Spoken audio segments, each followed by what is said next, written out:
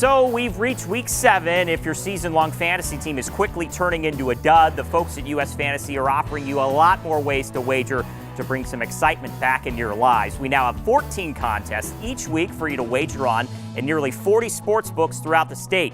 Let's go to winners from week 6. I nailed a couple of them for you. Drew Brees won his contest, going away with his 4-touchdown, 400-yard performance, paying out at about 6-1.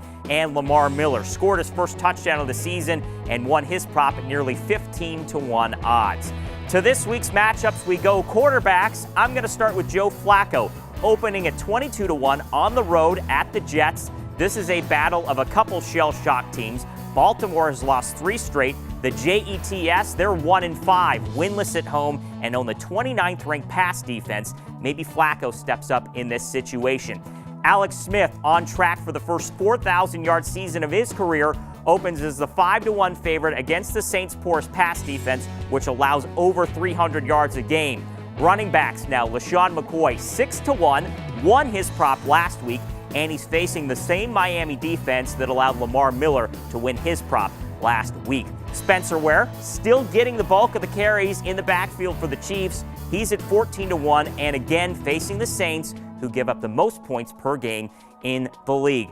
Receivers, a lot of tempting plays for me on this board. Julio Jones, the overwhelming favorite here at 4-1. Atlanta at home against the Chargers. This will be another shootout ball game. And Gronk, he's at 11-1 at Pittsburgh.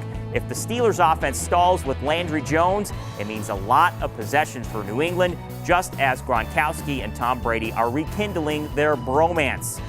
Just in case you missed it, Mark Davis, he was here in Las Vegas this week to see Governor Brian Sandoval sign the stadium bill into law. He's also made an initial pitch to league ownership about moving the Raiders to town and is expected to file the official paperwork in January.